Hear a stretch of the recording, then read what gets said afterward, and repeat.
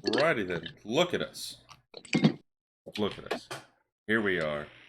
Who would have Guys thought? of Bolarius. We're here. We're feeling good. It's 10 What could be o'clock better on a than Wednesday. just just guys being dudes. Just dudes out in Bolarius. It's like two guys chilling in a hot tub. That's a good throwback right there. Now, well, welcome everybody. Welcome to you guys of Bolarius. And this is our nice little fun, cozy, just D&D ASMR, just relaxing. We're like all that shit that's out there in the real world, all your bills and your problems and the social things and all that. Just fuck all that shit. It's just we're gonna Put it in a little box. We're gonna that's- set that aside. Yeah. We're gonna think about whales and just, the sheep and just cool, soft adventure. Gonna have a good time. Just like we should be doing in the real world, we should just be vibing with whales. Yeah. Yo, There's one thing you can learn from this. It's just yeah, when you get your bills in the mail, just be like, I could be thinking about whales right now, and just don't pay them. Just don't pay Whales 'em. don't.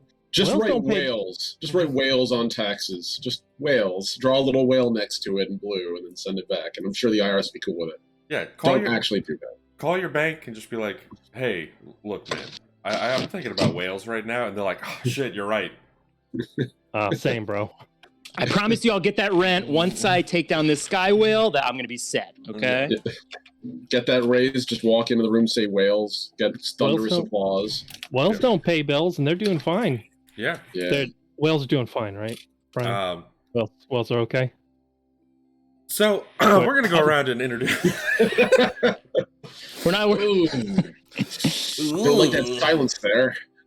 I think I would do the pretending that my collar's too tight, but I 70s dad It's- style. Just the have color is clearly not.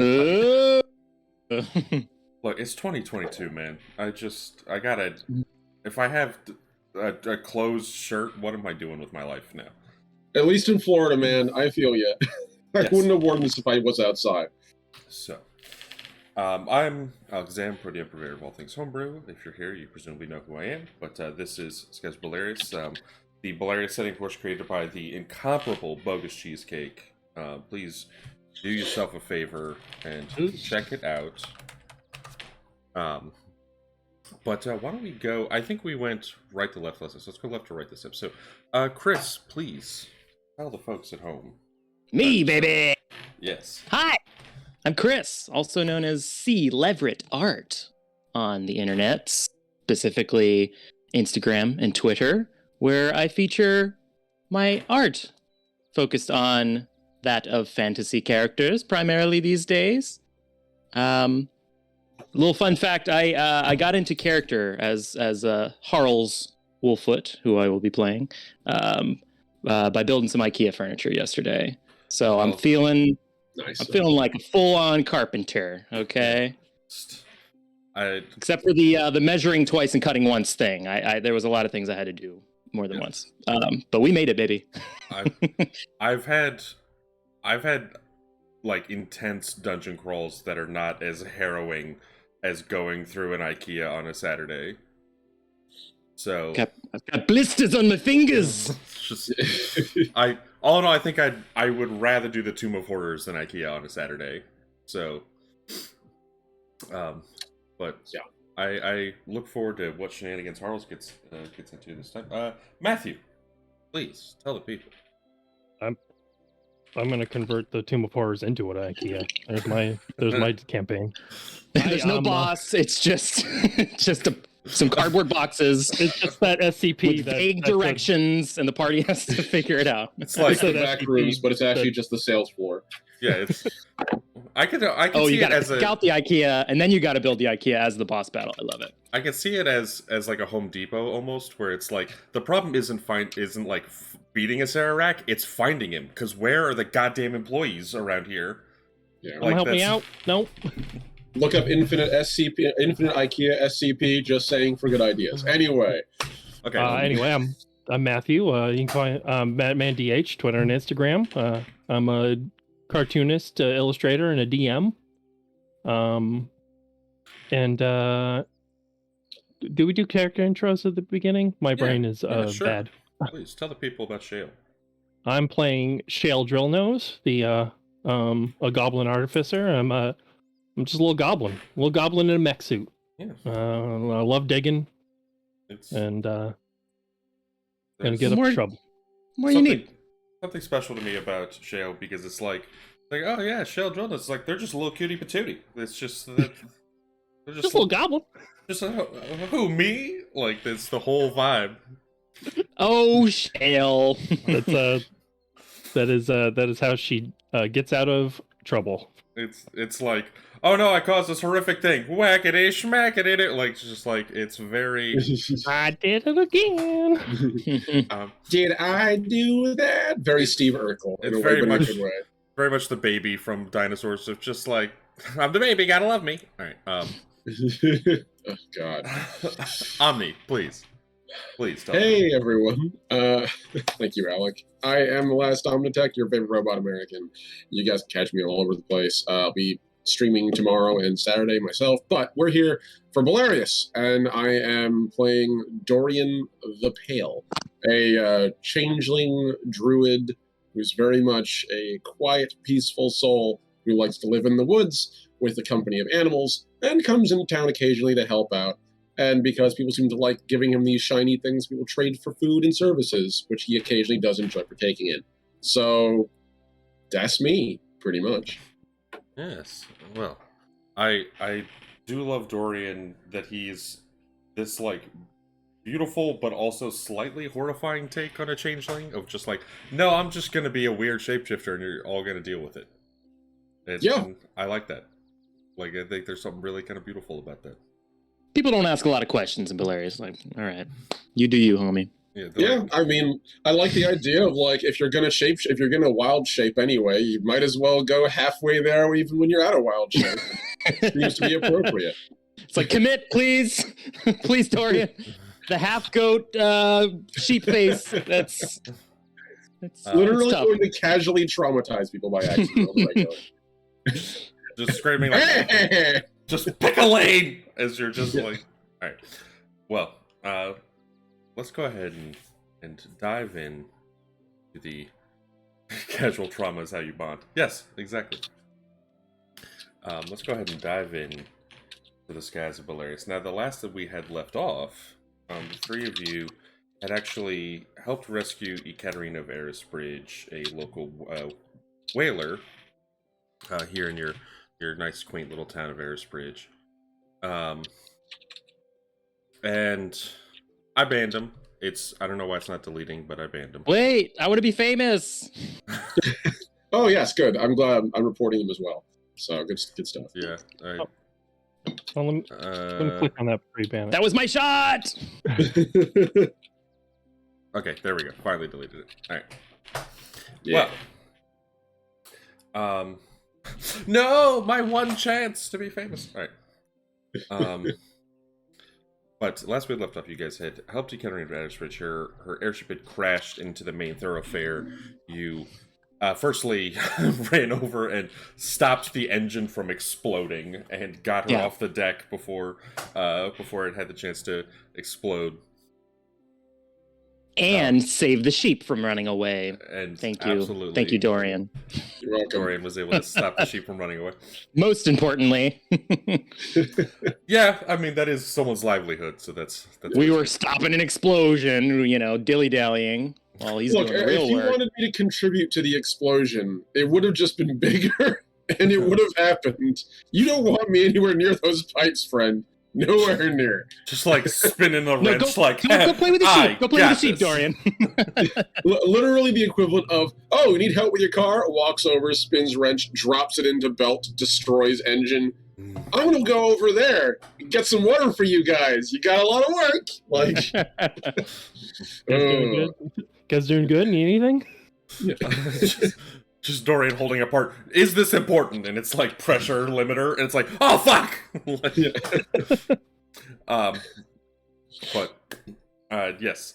So, you were all able to relax, eat some things, just kind of spend some time to decompress a little bit after all that. Cleared the airship out of the main thoroughfare and piled the broken hunk of pieces off of the side of the street.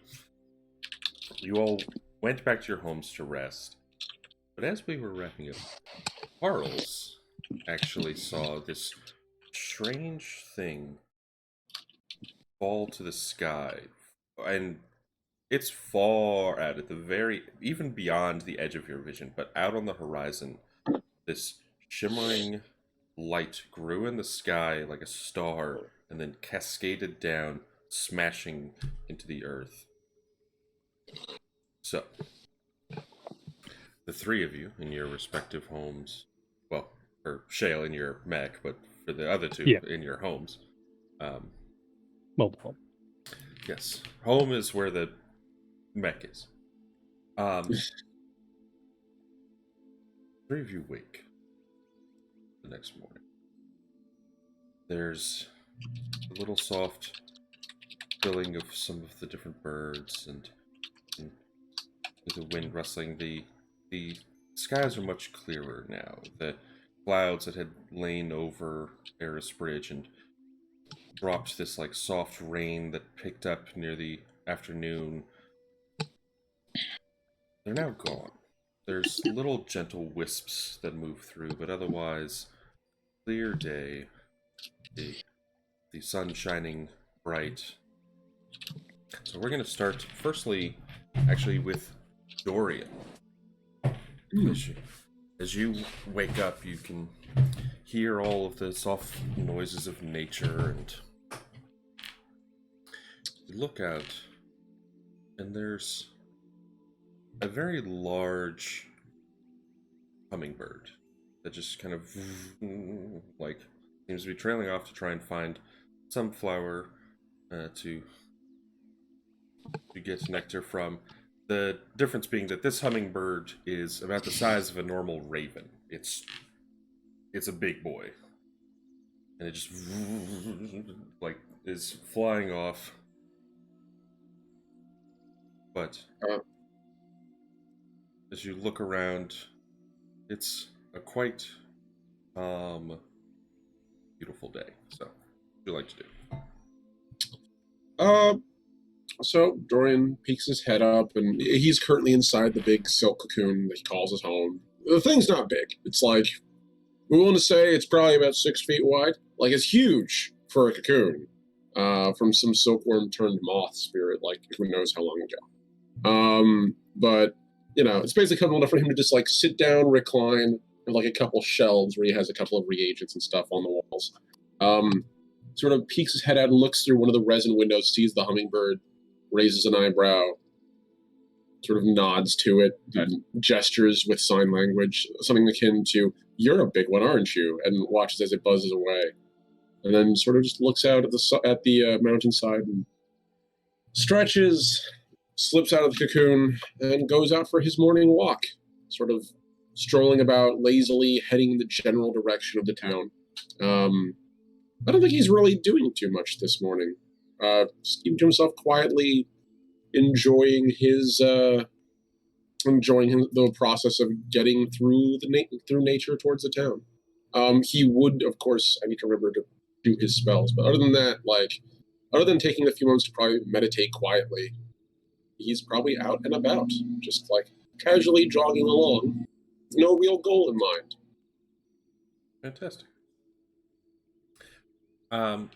Shale, as you wake up, you can see there's a couple people moving down the street. Some of the shepherds have already gotten up a couple hours before dawn and are moving back and forth. There's one man in particular who has this kind of tall whalebone and metal staff topped with a ram's horn that spirals off, and he kind of moves past a human man with like this large beard, and he's like kind of going back and forth where you have your mech like parked, and he seems to be going from like the general store out to the fields where his sheep are, and then like back and forth. You see that he's like forgotten something at the general store like 4 times now, and he's like, oh, and kind of rushes back, and then like, oh, hang on,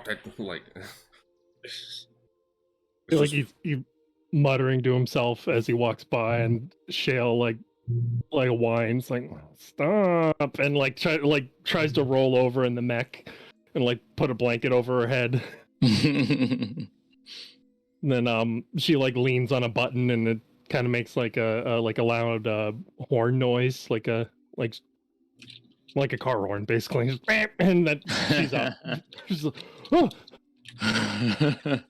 And as she like looks like bleary-eyed over the town. She sees the big pile of junk that used to be the airship, and all of a sudden she's awake. She's like, oh, that's right, stuff. And kind of kicks the mech into gear, and it starts to rattle to life. And she's immediately gonna go over and check out her junk hoard and start picking through the engine parts. you move over and immediately start sifting through like all of the machinery that you've started to like, as of yesterday, you started to like null out all of the like workable parts. Yeah. There's some big jagged twisted metal sections, but there's a lot of actual parts that you're like, oh, I can put this here, and I can put these gears, and then this, and separate it out. Carl's for you. Your sleep was one filled with. You see yourself out in this beautiful vista. It's similar to a place you've seen before that you can't quite pinpoint it in your mind. There's the sky in every direction, earth out below you. You realize you're on the deck of an airship. You can feel the wind moving past, smell the minerals in the air, and you hear little voices of people around, and you can hear the crew of the airship.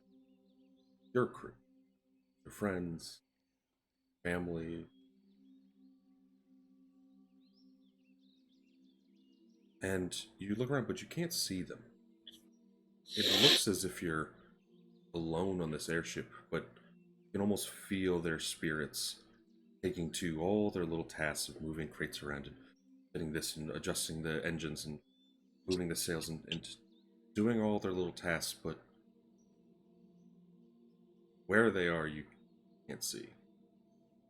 Instead, you just see the vast horizon set ahead. You see that same glittering star in the sky.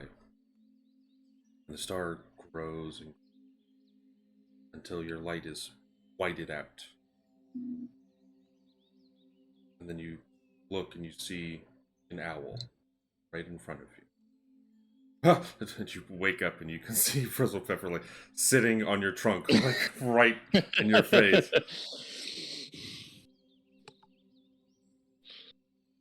Well, now you going and surprise me now. You gotta let me wake up here. I know. Is it time to feed you? Okay, all right. I imagine it's pretty early in the morning too. He's an old man, you know. He's getting up like before daybreak to get his day started. Like, all right, let's get things moving here. We got a lot of work to do, Frizz. And so he's gonna start packing things up. Like he's ready to hit the road. He wants to get to that fallen basilica, right? Piece. That's what you feel very confident that that's what it is. Yeah. Yeah. And you gather up what supplies you would need for a journey, and frankly, this could take days, a couple of weeks. You're not sure. It landed way out on the horizon. Um, you know this will be a potentially a long trip. So before he like kind of closes up his little cottage, whatever, before this journey, he's gonna look again at his walking stick with his wife's carved face, a furbolg face, and then look at the hut. Like, I know it's been some time, but I think it's time, we go on at least one more journey here for you. And he's gonna throw his pack over the stick and take off walking to town again. Well, you gather up and begin to head into town. It's not much long after that Dorian and Harles and Shale, you all spot each other not far from the Happy Whale Tooth, and right, like I said, basically two sets down, because there's like the Happy Whale Tooth and then the general store, and then there's like the empty lot where like all of the airship pieces are just smashed and like piled up there out of the way. Dorian and Harles, you can see Shale like meticulously like knolling out all the pieces and like getting everything nice and like, yes, look at all of these workable machinery that I have. Yeah. So Dorian spotting Harles, at the moment mouthless, just sort of like gesture quickly in Druidic, just a quick couple of hand gestures, just good morning, and then point over there. What's she doing? Give a little hat tip, like, all right, now you're taking all the good stuff. You got to save some for Ekaterina. She's got to build this thing again, Oh, she doesn't know how to build it. I do. And you hear, and you see Ekaterina like standing there, and she's disheveled at best. Her like wild shock of like curly red hair is like completely tied up, but it's like a very like kind of messy bun that is not secured very well, with like little fing of like curls like poked off, and it's like her shirt is like half done, and you can see she has not had any coffee yet. She is just like bags under her eyes, a couple of like of bits where she had tumbled off the airship and been like pulled off and like all this stuff. It's like she has some like couple dark bruises that the magical healing wasn't able to take care of, and she like looks down at Shale, like knolling out all the pieces, and she just silently goes off to start like ripping pieces off and like setting them down so she can start cleaning things and putting all of this shit back together. Shale looks at her kind of like stunned for a second, like kind of, and then hops back into her mech, almost like it's like her comfort zone. And she's like down low, and she has this like mechanism. She's like, "You said I could have it. You said." Just kind of shakes her head, and like I said, they're separating out all of the parts. It'll take several hours to break all of this down. The workable parts versus parts that need to be like completely retooled or rebuilt and reshaped. But as you guys are there, you see that, like I said, the shepherds going about. People have started to really begin the day in earnest. Most of Eris Bridge is simple farmers and shepherds just going about their day. So most of the people in town get a pretty early start. You're early in the morning, maybe like 7 or 8 in the morning, but most of town is already up and about. And it's a pretty gentle day compared to yesterday, how it was raining and most people were like, I can kind of take the day off and relax, and everyone is bustling about and going to go tend to their sheep, or to go to their farm, or like go to the general store and move about. No one is really at the tavern right now, except to like pop in, grab like a hot tin of coffee, and like drink it down, and then go about their day.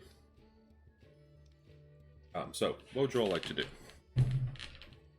Well, I imagine Harles is gonna kind of step up, and again, he's all clearly ready for a journey, whereas everyone else is kind of, here doing what they're doing in town. So I don't know about y'all, but I spotted something in the sky yesterday, and I believe it to be something pretty important here. Oh yeah, sky was weird last night. Clang, clang, clang.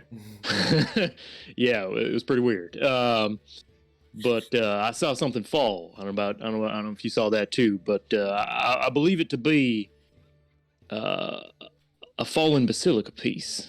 Her ears like twitch, like really fast, and got your attention now. She drops the device, and it with a clang, it like bounces off the mech, and she's like, "Basilica piece." Yeah, you've heard of them, yes. Fell from the sky. Are you sure? Well, I'm pretty sure. I don't know for certain, but I think with how important that is, it's certainly worth looking into. She cuts you off with like a super loud squeal. I'm not gonna do it because it's 10 in the morning. Okay, all right. We put the ears down now. Like hands up, like so excited, and she's like, "Which direction? Which direction? Where is it?" Well, I got it mapped out. Sounds like you'd be willing to join me. I don't know about you, Dorian. I know we talked about helping Katerina here on her ship, but I don't know if anyone else has seen this, but I definitely want to get heading towards that soon. Dorian's been watching quietly as you've been saying this, and out of character to GM, I would know what basilicas are. How do primalists, on average, tend to feel about the basilicas? Because they sound like they are the perfect example of everything that the last society made that was kind of over the top, crazy, technological, might have unbalanced the world, yada yada.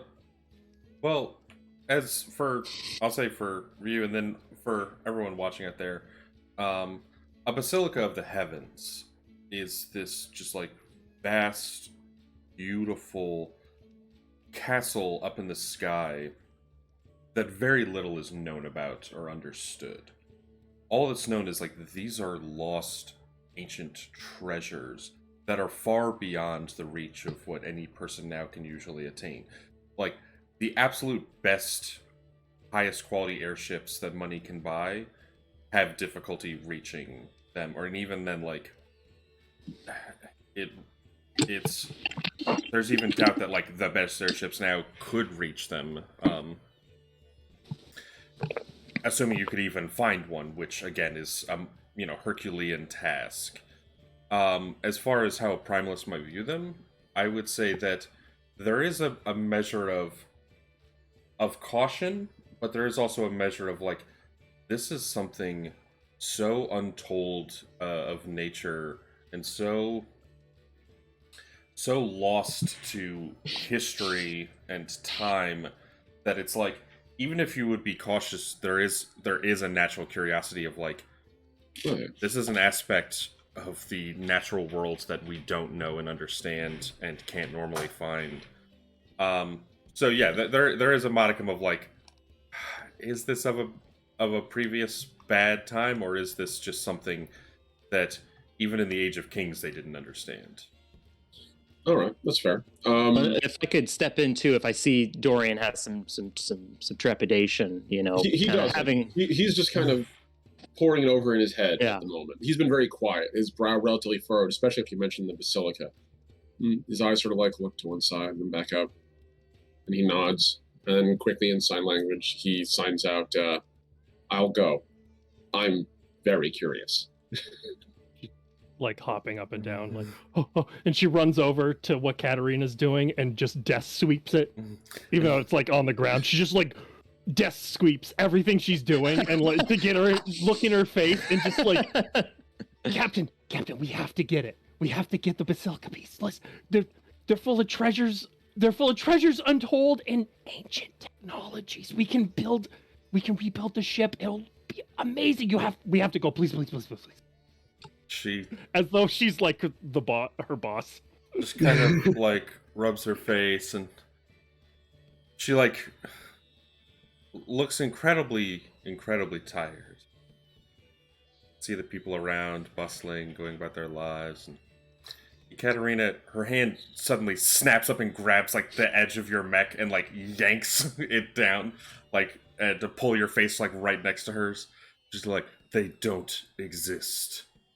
If they did, I would have found one by now. It's just a fucking legend. And she like pushes you away, and she like pulls back the pieces to start knolling them back out. And it sinks into the mech a little bit. She's like, Grandpa saw one.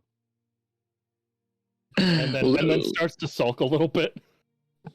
Well, let me just say, Katerina, I know it's something that's been, only of legend. But well, if anyone else saw what I saw, they're going to be going to investigate. So regardless of what it is, I think that's something that, well, it might be nice that some of us get our hands on before some of them unseemly folks like, well, your old friend gets her hands on it. And so regardless of what it is, I think it would behoove us to look into this. when you say your old friend, she just like immediately like rises to her feet and like tosses her like tools down into the dirt. And you can see like how offended she is to not even have Mariko's name mentioned, but like to have her existence brought up. Which, if you three want to go off on this fool's errand, fine. And she just kind of like winces a bit, and she like reaches through her pack and takes out a small key and like tosses it over to you. And she's like, my house at the far end. I have a cart. Take it. Go out, see if you can find it. When you find nothing, just bring the cart back in one piece. And she like gives all of you one last kind of look, and then just and so you see like Before she turns away, she's so Dorian- furious.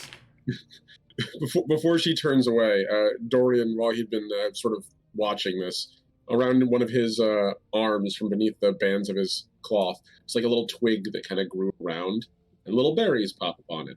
And he popped one. This is originally just for him. He just sort of pops into his mouth. That's a good berry, by the way. I did cast it. And before she turns around, he just puts a hand out on her shoulder and just holds out a berry to her. Trust me, it might help. You seem like you had a rough night. Eat a Snickers. You get dramatic when you haven't had a good berry. Angry. She just just grabs it and just storms off. Captain, come with us. Boo. Hopefully that helps. And, he turns and smiles. His mouth slightly a little bit too big, but still, like, clearly good-natured. Ready to go when you are. Well, I appreciate you both. I think we're a good team here. We can get some work done. Great. Well, it's set a course, and it looks like might be a few days. So hopefully, you can get yourselves set up for a bit of a journey. I'm ready. I know you are. Ready to go.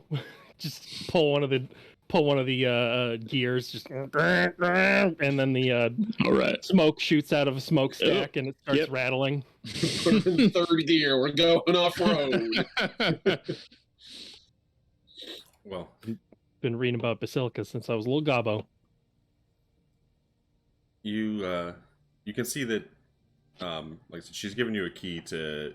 She has her actual like home, but there's an attached fence around her home with like a little gate.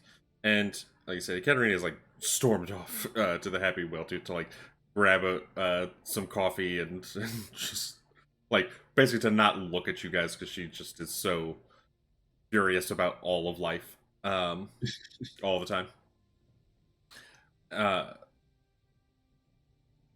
But her home is not terribly far. I mean, most of Erisbridge is not far from any other part. It's a pretty small town, but her home is on the very edge of town, down the main thoroughfare and across, and you can see that it's little more than like a tin shack with a few whalebone like adornments, and there's almost like this awning set over the front that instead of like like wood or metal pieces to like hold this like heavy canvas tarpaulin, it's like it's whalebone like rib sections to hold it, and she has like this little lantern hanging out the front which is currently off, and a few other things. There's several harpoons just like laying against the side of her house of various sizes. Um, Pieces of her airship that she seems to have probably in the middle of the night gone off, taken like, okay, this is really expensive, or this is really hard to replace, or this or that. And there's also other stuff that you can see even before her airship crashed. She just had like some big, twisted metal pieces and other things like gathered up in her yard. This is like the hoarder's house. This is the equivalent of like, oh, I drive a 2001 Toyota Corolla. I damaged the bumper. I could replace it, or just take it off and replace it with duct tape. I'll leave the bumper in my garage. Yeah. Shale calls it cozy and is not being sarcastic. But there is an attached like little side yard with this fence, this like metal slat fence, and there's a little gate, and the gate opens up probably about 8 feet wide. It's like set in the middle, so you open it with a key, and inside there's a little cart. It's basically a canvas covered wagon. It's big enough to fit the three of you. It's cozy, but it's not uncomfortable. You could probably fit like one or two more people in here, and there is these like heavy, thick leather straps like attach, a beast of burden of some sort, and you can also see where most of this is going to be like a light metal, and then like whalebone sections holding over the actual like covering of the wagon is again big whalebone pieces that have been lashed together with rope, and this is clearly to like haul parts around, or if she needs to go on a journey to like oh, I gotta go out to where I felled a whale and I need to like haul pieces of it back. The interior looks like it hasn't been cleaned in a while. There's some dust, and there's also like splatterings of like, oh yeah, this was definitely like whale guts, just like like all on the inside. It's like she just like wiped it down and then did not actually like deep clean any of this. Doesn't care.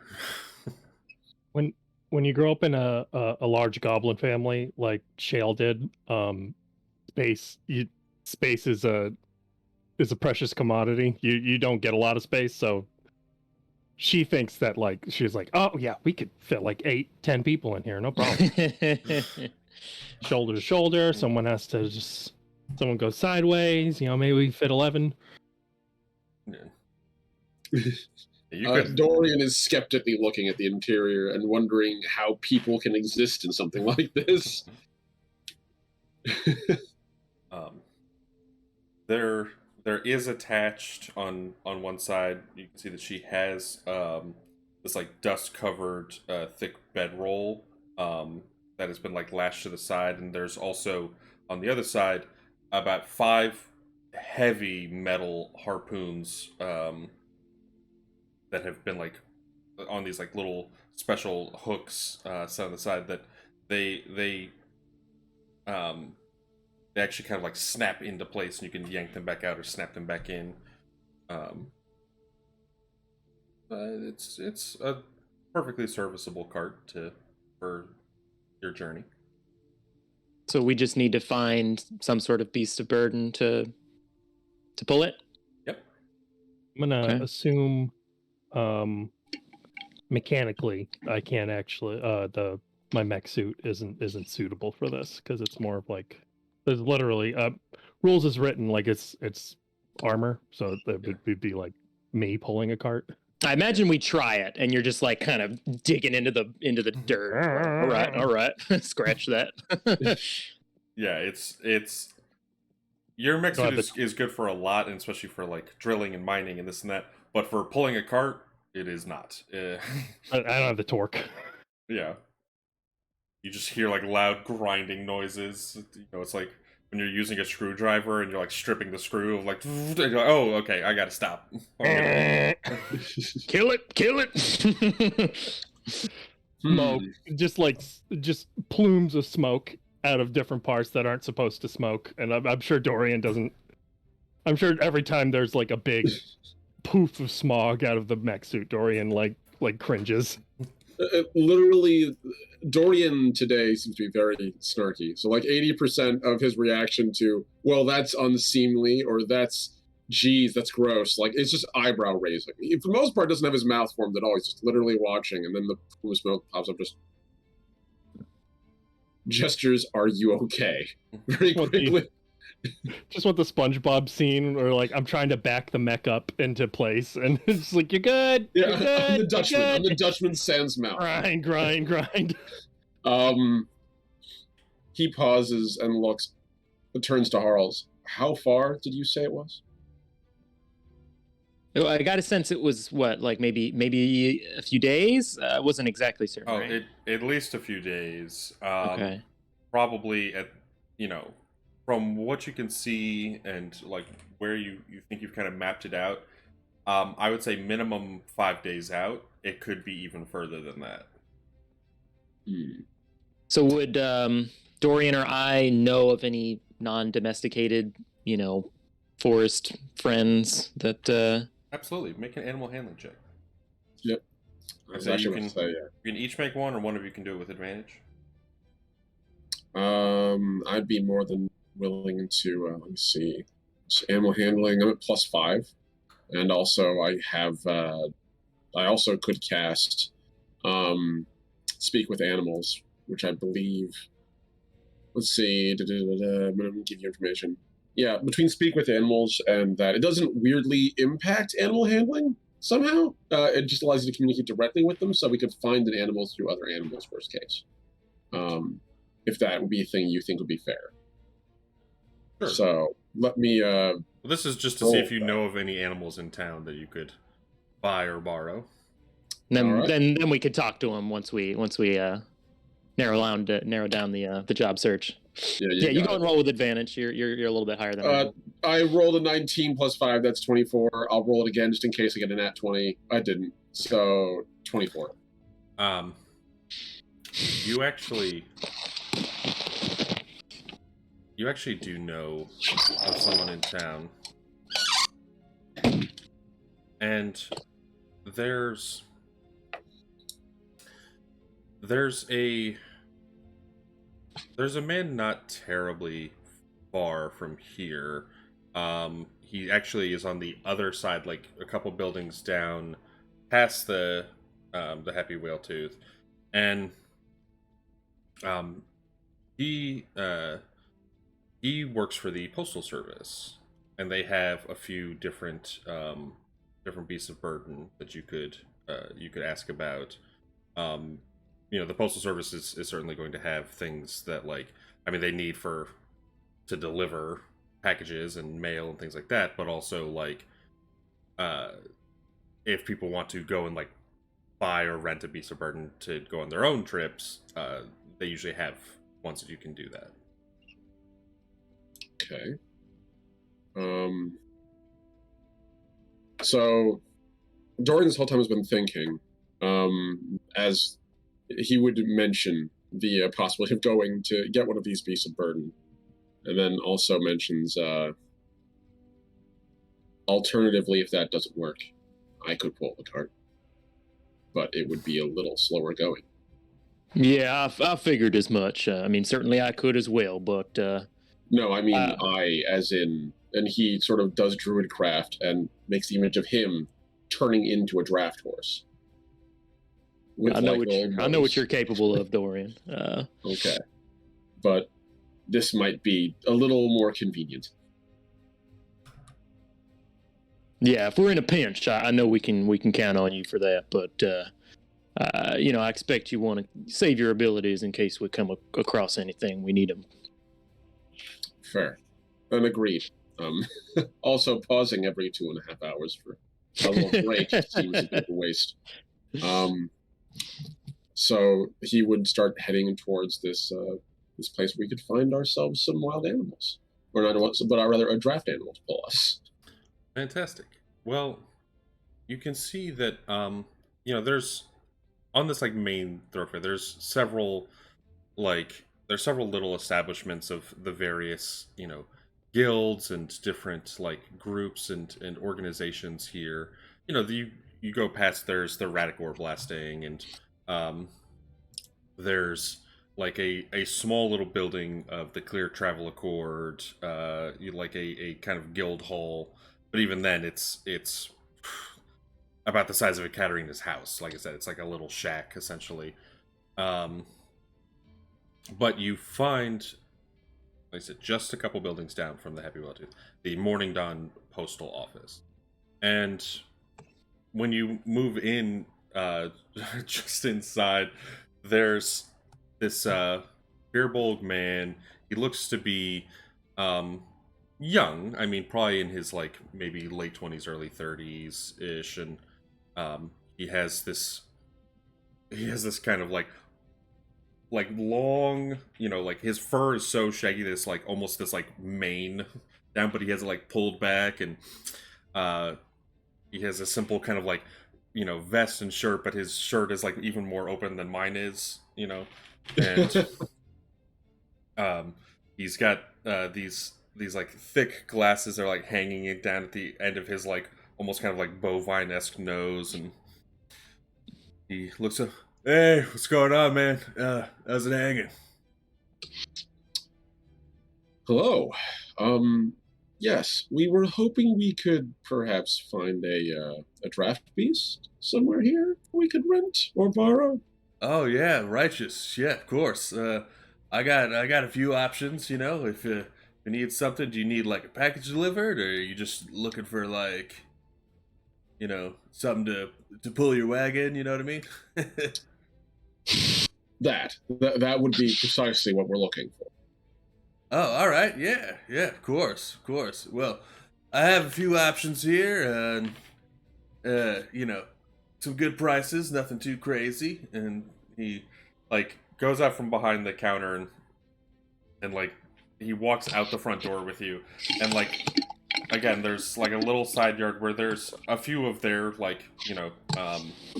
their draft beasts and a few other things, but you can see that there's also their own little wagons and things to carry big heavy packages.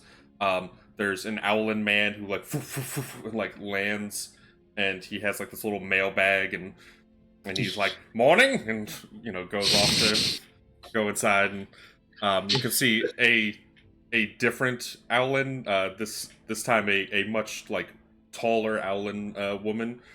She's morning, and she goes and she has her own little mailbag and to go off and start delivering things. Dorian nods to both of them as they flop off, and for a second, a very small, distant part of the back of his brain goes, I could make myself something small enough for them to carry, and then immediately just throws out the window. Right, it's not just me traveling.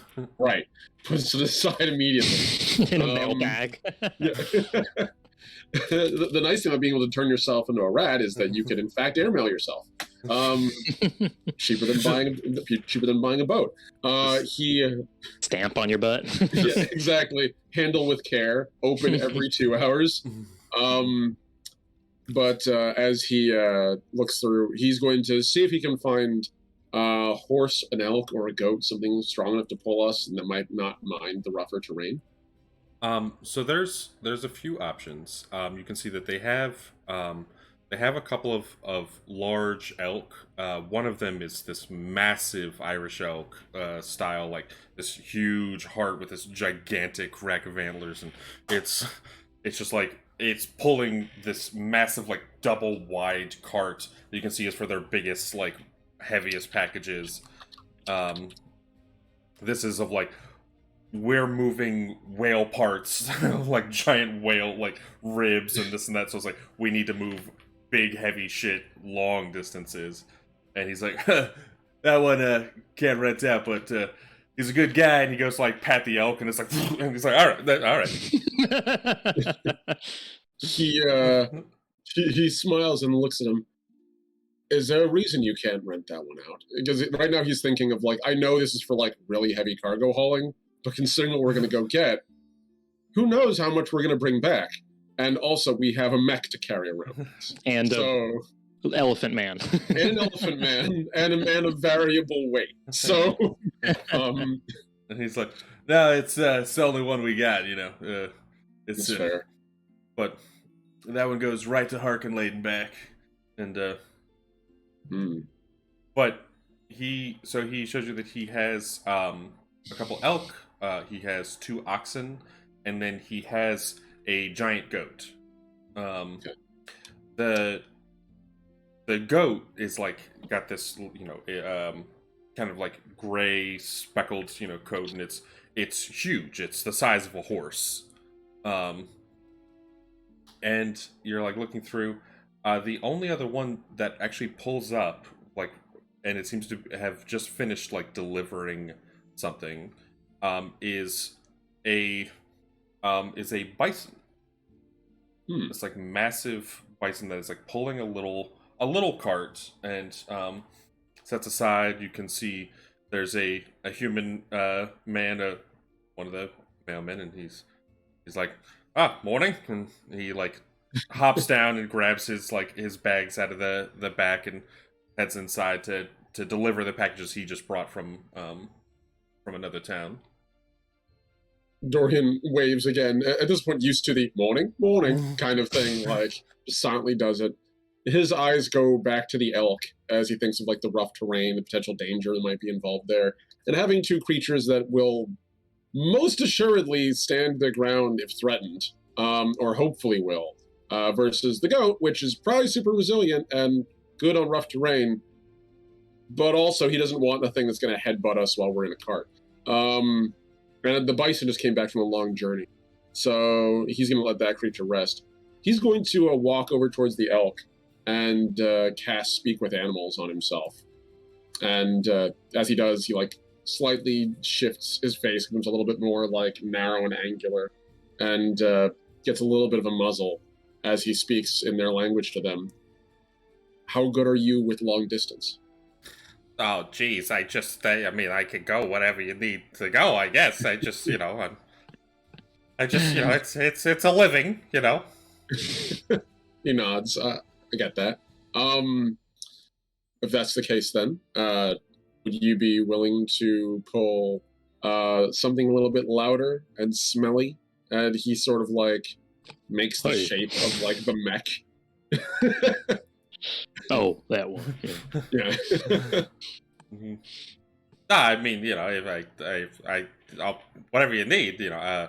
I mean, it all depends. You have any salt, perhaps? He reaches into his pouch. I do have some salt. And he plucks 2 good berries and puts one on his hand for each of them. And these. And gives like a sniff. And like gently just kind of eats one of the good berries, and then like looking at that salt like like all right, yeah, you know, that's fine. I can take you. All right. He turns to the he turns back to the Furbolg, and his face sort of shifts back into its normal posture. We'll take them, 2 of them, just in case. And righteous, yeah, of course. And he goes inside and like leads you back in. Just got to sign a couple things, got to have a paper trail. You know what I mean? Because post office, we have a Right. Right. Keep meticulous Paperwork. records of everything. And... Yeah. No, he grimaces at the sound of paperwork. Right, and he would druid craft a little like feather that he has from his pouch into like a quill, and just sort of like dip it in, like take one of the good berries and crush it in his hands, or just dip it in for ink. What do I have to sign? And like goes through with the paperwork that he needs to sign. He holds up like a little inkwell, like, oh, that all right. Well, just sign here and here. It's what it is it's going to be a 3 gold deposit. Obviously silver's good, but gold is nice because I don't have to make change. And then, from there, when you get it back, you'll get back 1 gold. Gotcha. So that's 3 gold deposit. We get 1 and a 1 gold. Sorry, yeah, 3 gold payment, 1 gold deposit. We get the gold back when we bring it back. Yeah. Okay. He reaches into his pouch and scoops out 40 silver and puts it on the table. I'm so sorry. I don't carry much gold. And he just kind of looks at it. Nobody does. And just like scoops all of it. Oh, hang on there. Harls will uncomfortably shimmy through all the chaos. He feels like he's too big in this place of all this hustle and bustle. Several Alan. Morning. Yeah, sure. Okay. Dorian stands aside to let you stand more comfortably. Muscles his way in there. Most of the Morning Dawn postal is Owlin. There's a couple of humans. There's like one other Firbolg, but it's like it seems that Owlin is the most popular because especially given that they can fly, it's easier for them to like get from place to place. Imagine them just like fluttering past Harl's kind of spooking him like I can make some change for you. So I'll pull out some of my kind of clearly older coins that he's been hanging on to. And righteous, yeah. And righteous. he'll take the coins and he like shoves the silver back at Dorian. Dorian would take it and scoop about half the cost and put it over towards Harl's and push it, and just I don't use it much anymore. Well, you and me both, friend. Cinches it away. So at least we've gone in halvesies on them. So well, he has everything set up, and he brings you back to the 2 elk that'll pull the cart for you. Did you get 2 elk or just 1? 2. Okay, that's what I thought. So he introduces them as Aloysius or Big Al. And then the other one is Betty. Okay, Aloysius and Big Al. I love that. Let's see. Aloysius. Yes, that is a Paul Simon reference, and I'm not sorry. Yep. Okay. Beautiful. When you guys get back, Shale has made a kind of a trailer hitch on the back of the cart for the mech, because of its bulk. It kind of just like so you can kind of just like pull it behind the cart. Yeah, with the big tank treads, it's certainly easy to just be pulled along by the cart and got like it's got like a big huge like tractor wheel on its butt that it leans back on when it goes like kind of into its like a little car mode or nice. Mechanically I'm just on the cart, but yeah. That's fair. So Doran would lead the 2 elks over, and I imagine, is this taking less than an hour to get back? Yeah. Okay. He would sort of like turn to them both, and again, like halfway becoming like them, sort of like, again say, "All right, this is the cart." Points back to the armor of the goblin. That smelly thing pulling us. If you need anything, just let me know. Okay. I'm gonna check if I speak giant elk real quick.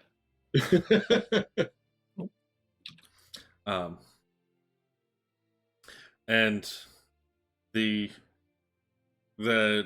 just they kind of both like nod, and Al's what do what you gotta do, you know what I mean, just keep the food and the salt coming, and Food's coming, don't worry. He gives them both a pat, and his face switches back to his normal face. All right, they're good to go whenever you are. Let's go. Carl's gonna give the elk some sugar cubes too. He's friends of the animals as well. All right, you two. I appreciate your service in taking us. Stop making friends with the animals. I want to go. Yeah, you hang on there. So you kids today, you're too impatient. All right. You gotta take things one step at a time. All right. You gotta thank the people that are helping you get there. All right. Thank you, Elk. Let's move on. Come on. Everybody go to the bathroom before we head out now. I was just like, nah, I mean, if you'll be my bodyguard, I could be a long lost pal. And oh man. Oh god, I just got it.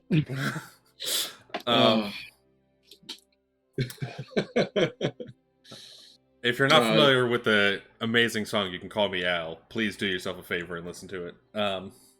That's what he was saying in this.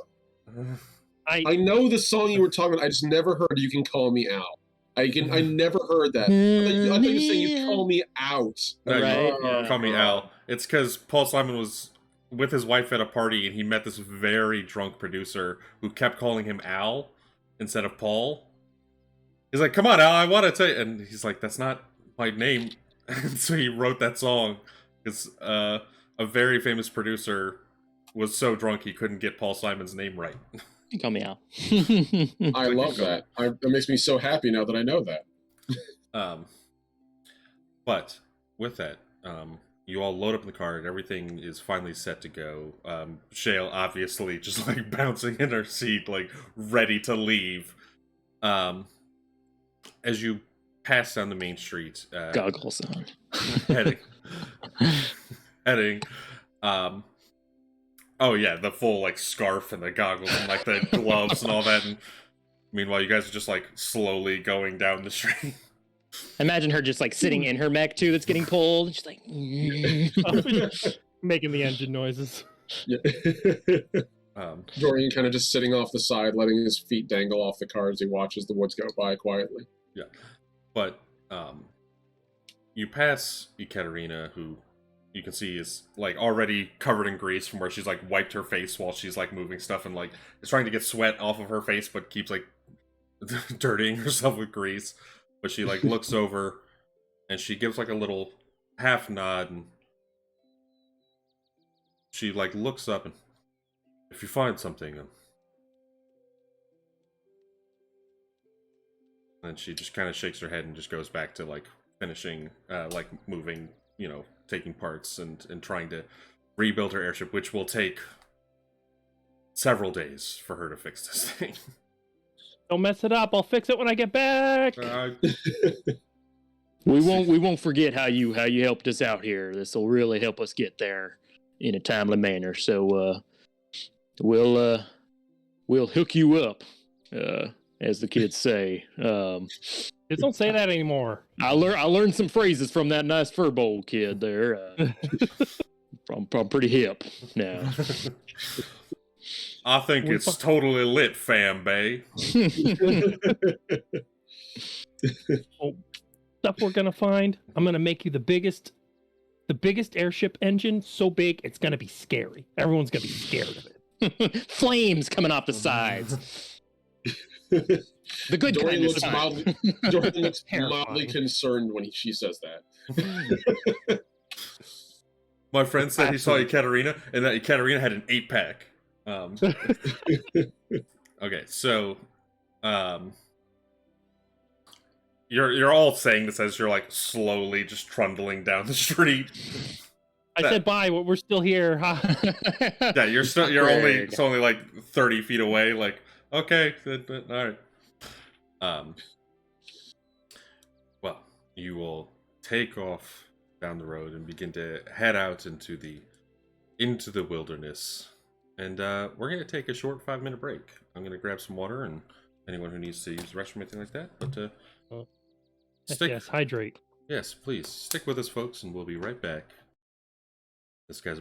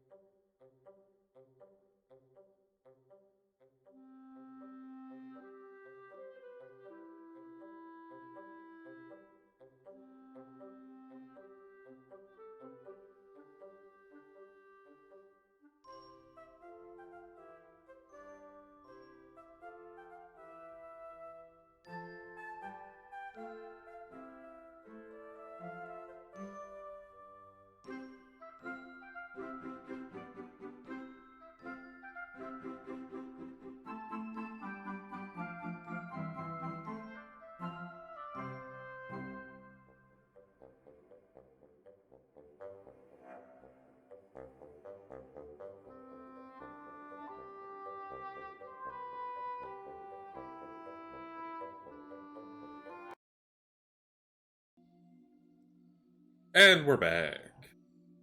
Alright. Thank you very much, Ina Coffin, for the sub. Appreciate that. Subscribing makes a big difference around here. It supplies you with more sky whales in your life. It's if you are enjoying the sky whales, consider subscribing. Save the sky whales. Welcome back. Let's check the board. Don't call me Survey Coffin. says sky whales. Ding. Well, thank you very much. My wife, Ina Coffin. Oh, wow. Not her actual name, by the way. But all right, you guys have now set off in your cart, looking out to the horizon with wild surmise of what worlds might swim into your ken, and the first several hours of your journey are quiet one. The open steppes of Bolarius, these like vast, like mostly flat, though with some little like kind of rolling shifts in elevation. It's like these vast plains. It's an easy journey, but a not very exciting. And you can see some little birds moving. There's still like large. I mean, you guys take probably at least an hour traveling outside of town before you pass the final like large farms where like there's still sheep grazing. There's probably like 5 sheep for every person in Erisbridge. Nice. A good ratio. A good ratio. But it's very calming.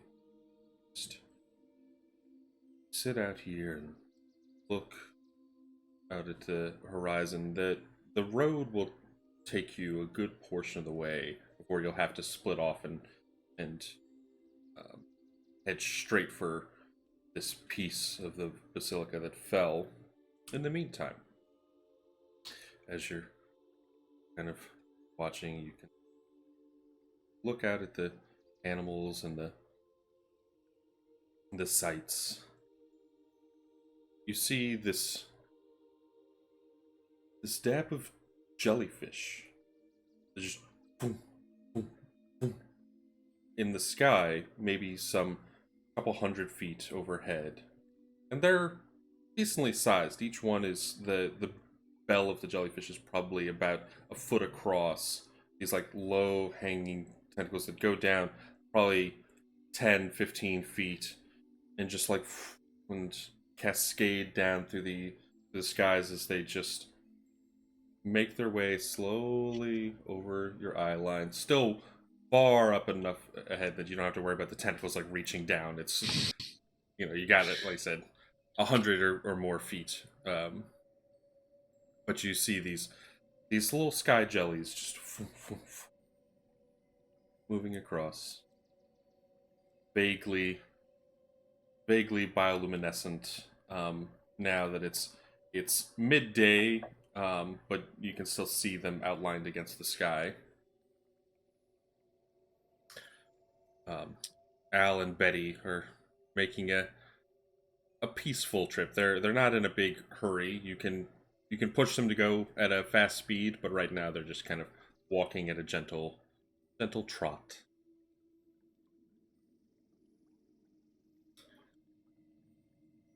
I would actually like each of you to please make survival check. Yes.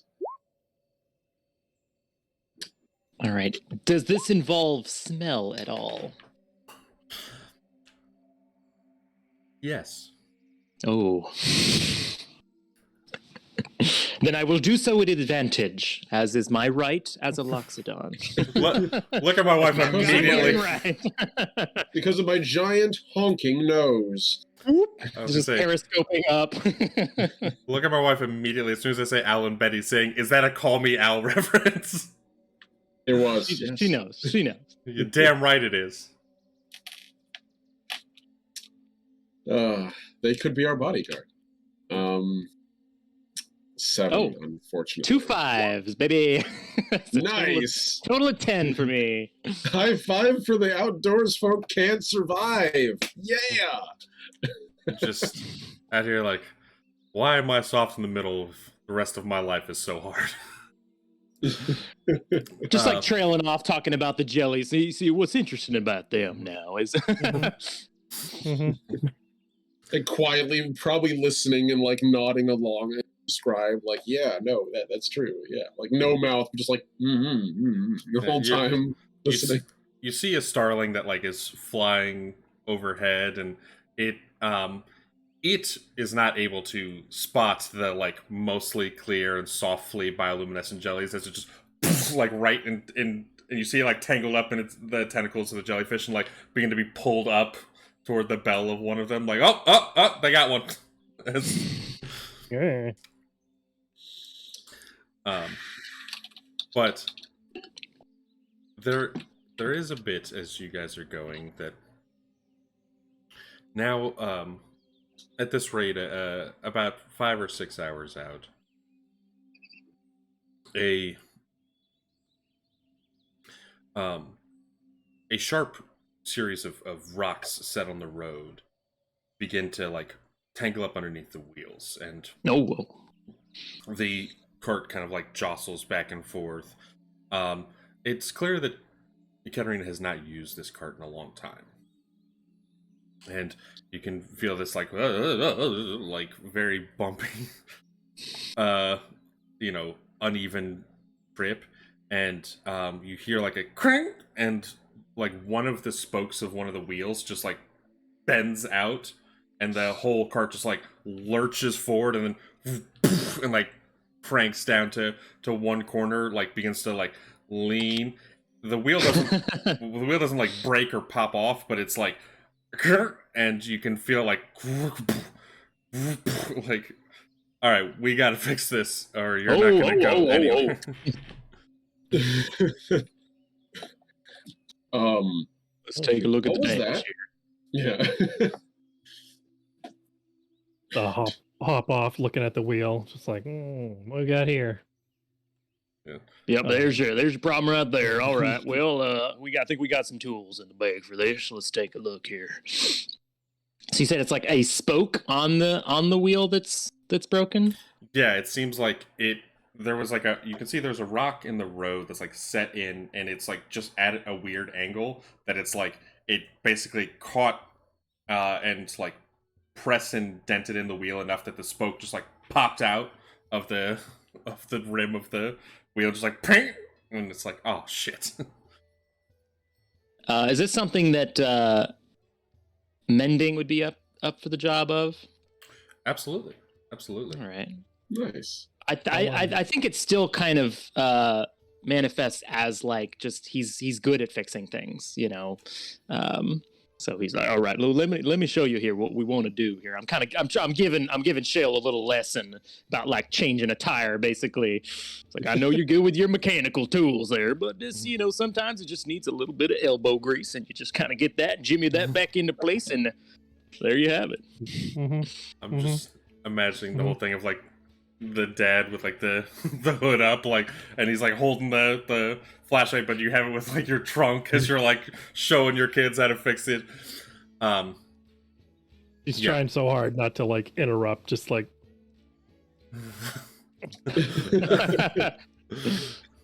oh wow.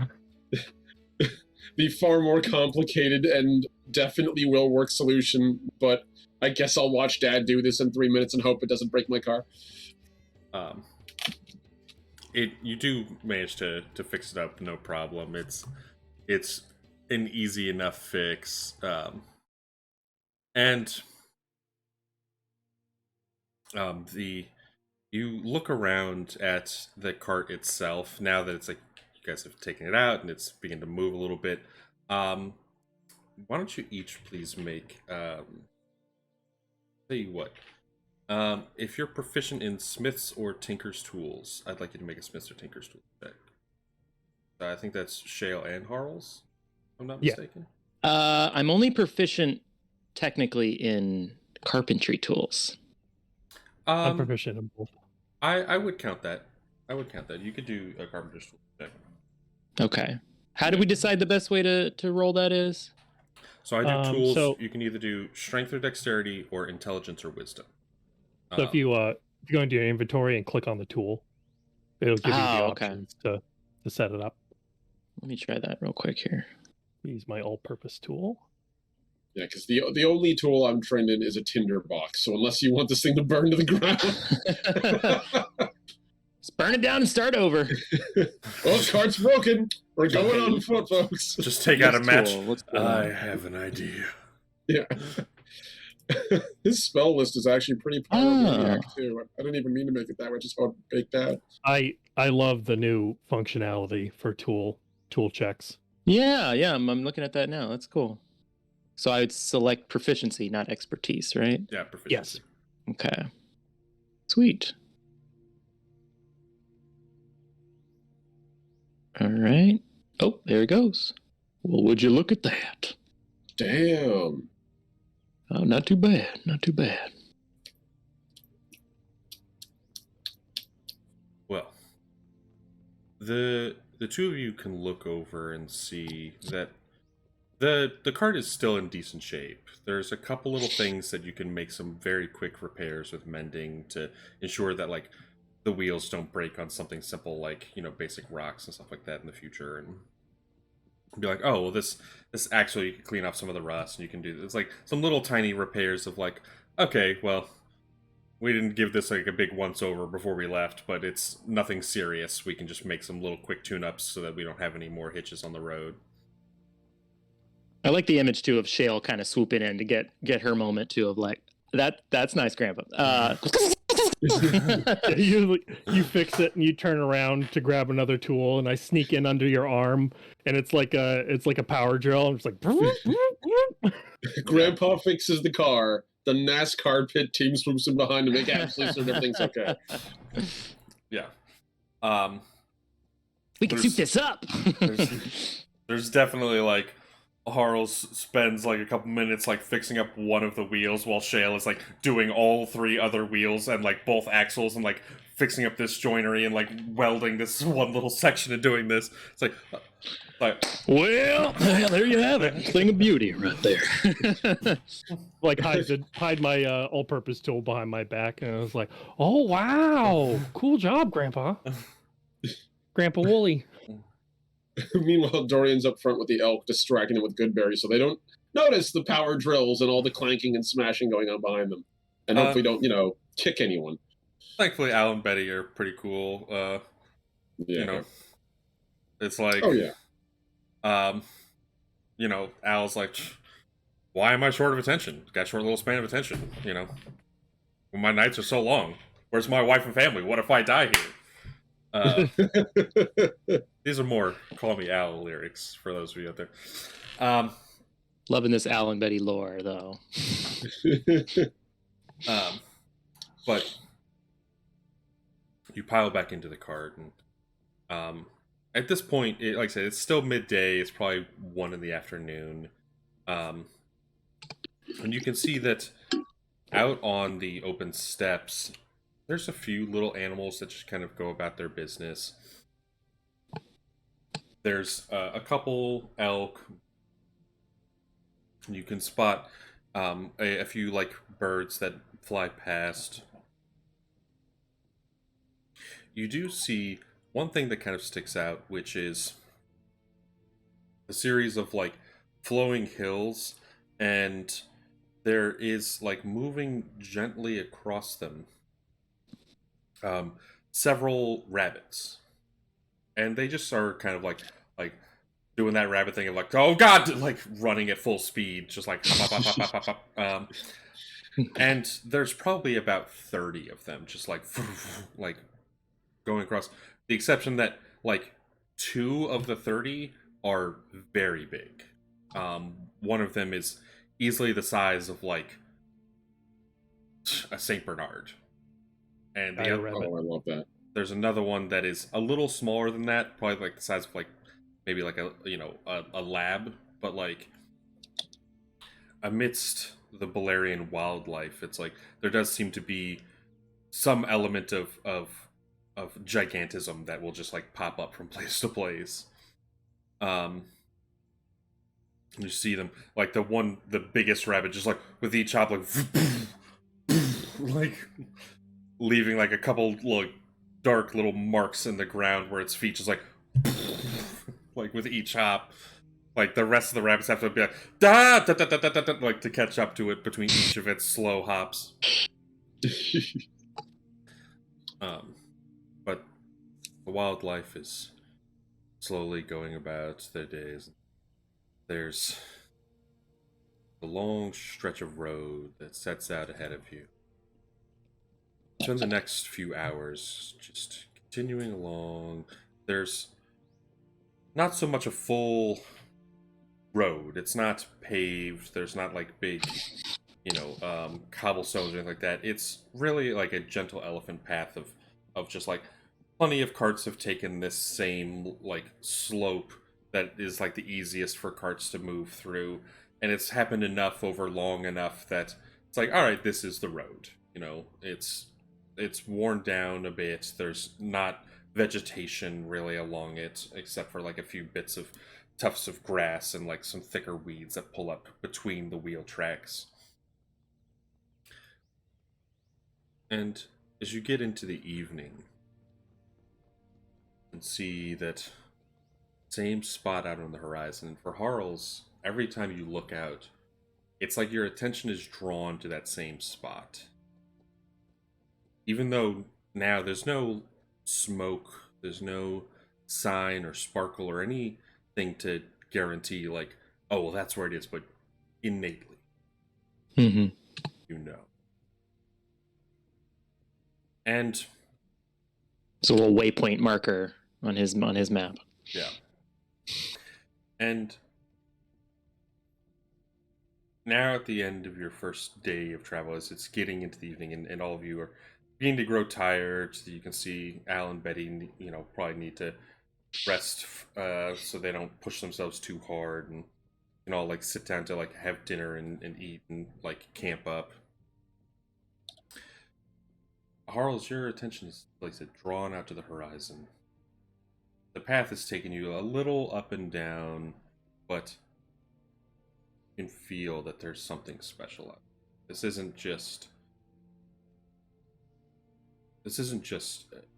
a chance to get away from Eris Bridge, a chance to go off and set one more into the horizon and off on some big adventure. This is special. This is different. Frizzle Pfeffer kind of like flies around and lands on top of your head and gives a soft like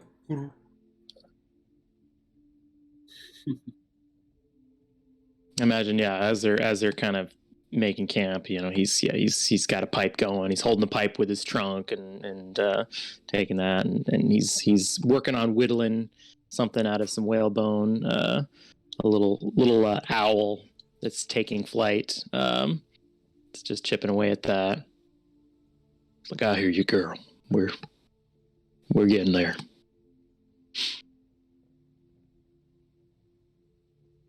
I think Dorian's probably on the cart, just like quietly meditating, eyes closed, just letting nature roll over him as they go, listening for anything strange, but just generally enjoying the ride. As much as he prefers to walk, sometimes there is a benefit to just relaxing as a cart carries you along. Even the bumps of roads, I think he'd find a little bit reassuring. It's almost like walking for him. A little more rickety then, but it still gives him that tactile feeling that makes travel worthwhile for him. Mm-hmm.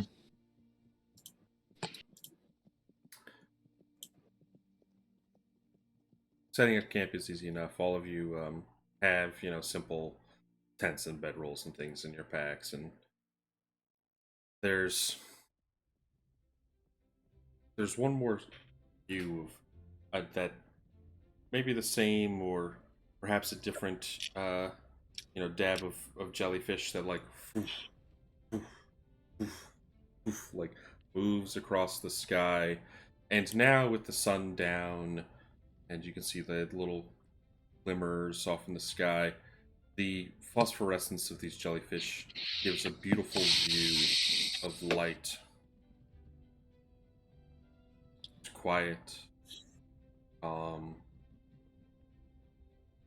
And you see in the very distance, off, not from that point in the horizon where this piece of the basilica might be, but almost in an opposite direction. But flying off, there's a little plume of smoke. You can see puttering at a very slow speed, and given its size and its speed, it's probably a couple of days out. It's only at the very edge of your vision that you see something moving across the sky that you realize is an airship. Just like, and it's there. You begin to like track as it's going, and you all kind of look. And for Harls, you can see the airship, and you can see like where you think that piece of the basilica fell. See the airship, see the piece, see the airship. And you realize you're probably not the only one looking up at the sky, the previous evening. You might not be the only one headed in that direction.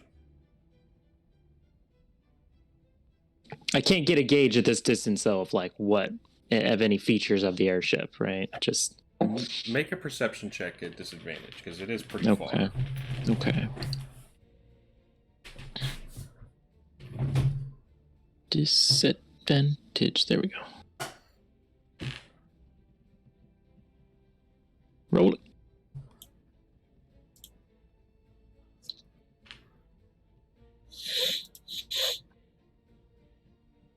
Keeps pulling up a menu. Just roll it twice.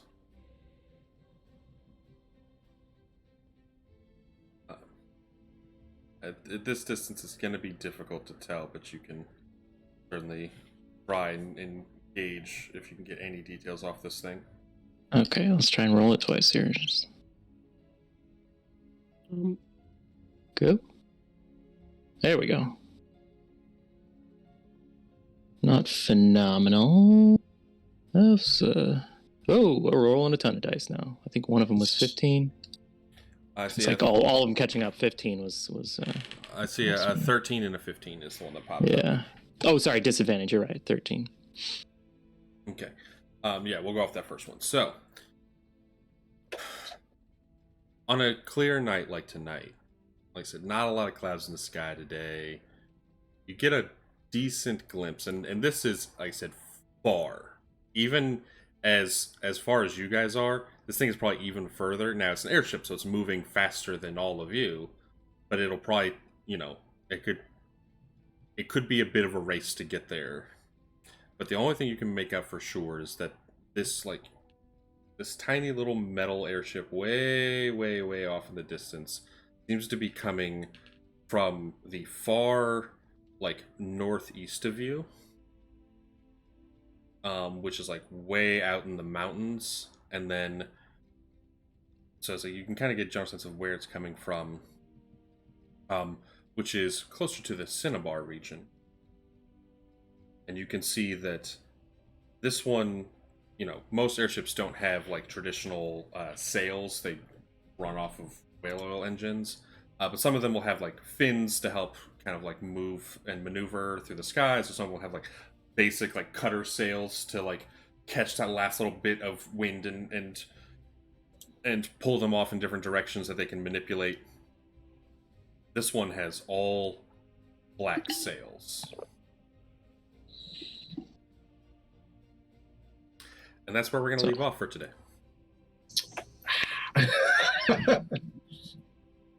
So, thank all of you for joining us today. Everyone in the chat who spent some time with us watching, and as we set off on a wild adventure, off to go see this piece of a Basilica of the Heavens, see what lost ancient treasures might have fallen down to the ground. And I want to thank you three for playing with us today. It's always a pleasure to play with you guys. Why don't we'll go right to left this time. Omni, please tell the people where to find you, what your deal is. Thank you, Chief. Appreciate it. Hello, everyone. I am the last Omnitech, your favorite robot American. You guys can catch me live twice a week, Thursdays and Saturdays at 10:30 a.m. EST. Also, occasionally, every other week, you can catch me running Mouse Guard on DMDM Studios at 7 p.m. CST. So it's not this week, but next week, Mouse Guard will return. I'm also going to be on Red Redemption VA, for those of you who are familiar, also known as Red.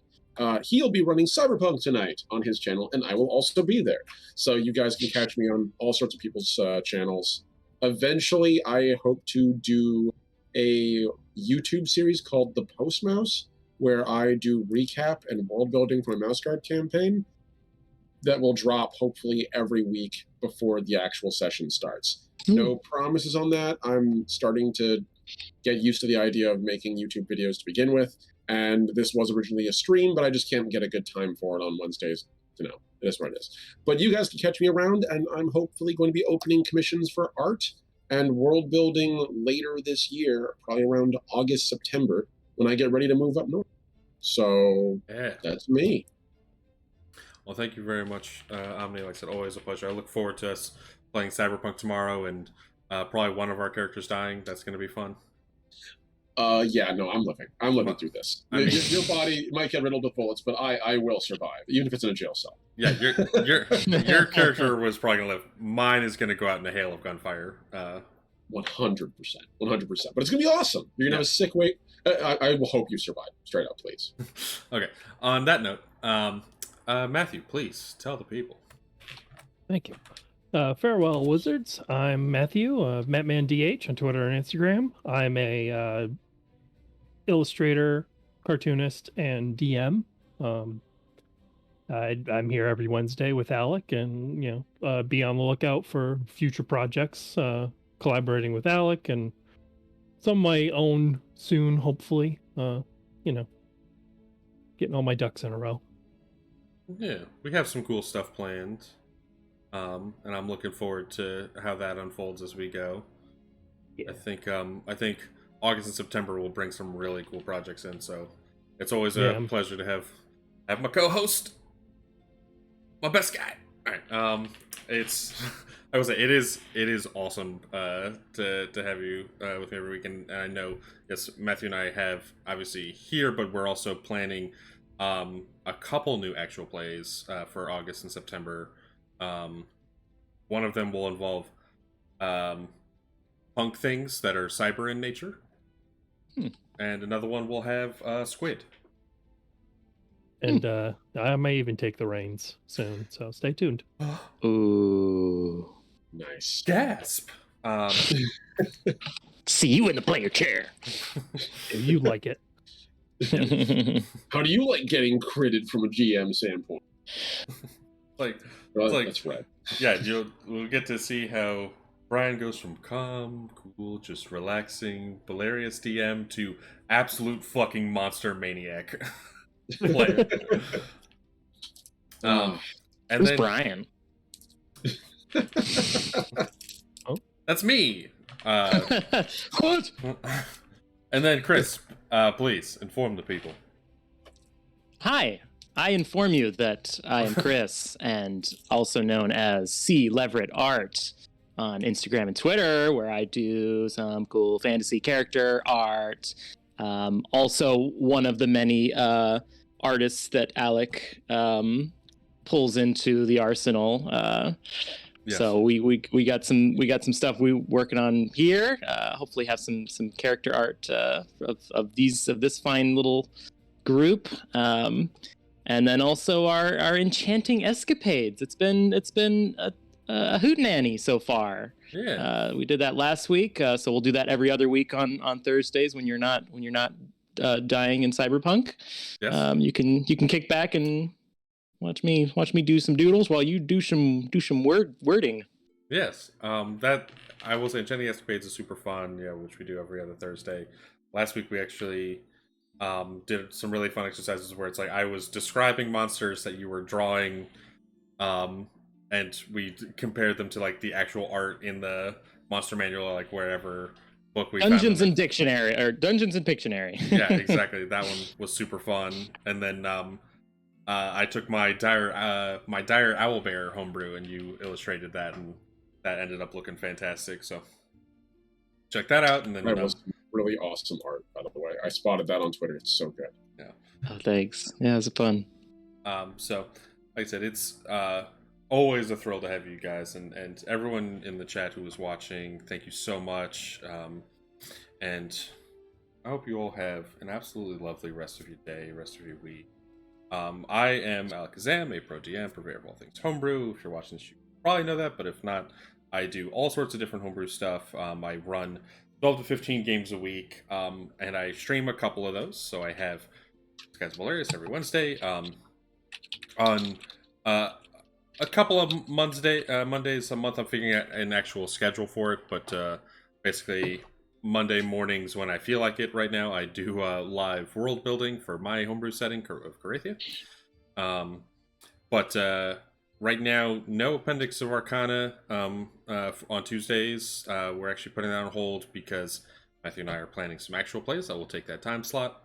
And then on Thursdays, I'm either acting like a total maniac in Redemption VA's Cyberpunk stream, or I'm doing Enchanting Escapades with Chris. But keep an eye out. And oh, I've said I'm the trade of the season. Yes, I am. Yes, I am. But it is an absolute blast to do this. Like I said, I love Bolarius. Like I said, this is the amazing setting created by Bogus Cheesecake. Please check it out. Links are in the chat. Let me put that one more time. If you like the calm, peaceful, the sky whales, the just having a good time, it's a few bucks to pick it up, and you can run full games. It's a very full setting guide with a ton of awesome stuff in it, so check it out. In the meantime, we're actually going to raid. Play Nerd Allies is live right now, so we're gonna raid into Kyle's stream and see what they're getting up into. And thank all of you again for joining us. I hope you stay magical out there. And go ahead, man. my fellow wizards, keep on whizzing. Wizards, keep on whizzing. Keep Can on we do listening. a Brady Bunch goodbye to our little squares? Goodbye. I hope I'm doing that the right way. I'll do it this way just in case. All right.